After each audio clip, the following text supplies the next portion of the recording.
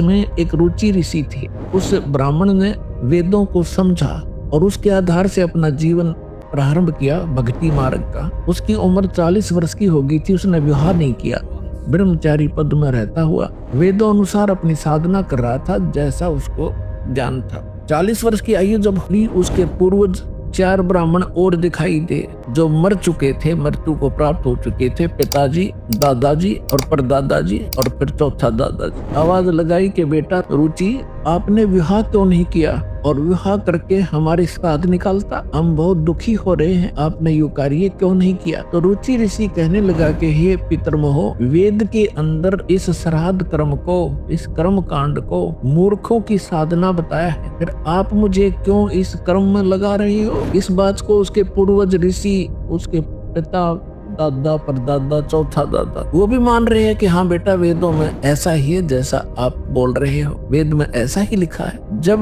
वेद में, वेद है सिद्धांत भगवान का, एक विधान परमात्मा का। अब इनकी अकल देखो, इनकी चोर ले गए इनकी अकल को, इन पितरों की, श्राद्ध निकलवाने वालों की। अब वो लड़का ठीक साधना कर रहा था अपनी वेदों के आधार से, और ये भी मानते हैं कि तू आप जो साधना करे तो मोक्ष मार्ग है, और तू क्या हमारे वाले माजा तू कुएं में गिर पितर बन। और ये कह रहा है कि रुचि कह रहा है कि ये तो वेद में इसको मूर्खों की पूजा बताया है, अविद्या क्या है, और खुद भी मानते हैं ये बात तो सही है, इसमें कोई मिथ्या। वेद में रिजेक्ट कर दिया कि साधना नहीं करनी चाहिए, पितर पूजा, भूत पूजा। इन्होंने इस रुचि को डरा धमका के, अटबट सुना के, अब जिसके पहले वाले 4 दादे, परदादे, पिताजी दिखाई दे जा, ये तो खैर बुद्धिमान व्यक्ति था, थोड़ा बहुत इसने तो अपना तर्क दे भी दिया। और आपको कोई 4 दादे दी तो जब समर्पण कर दो, बोलो जी के को वही कर दूंगा। तो हमने इन दादों के चक्कर में ही पड़ा।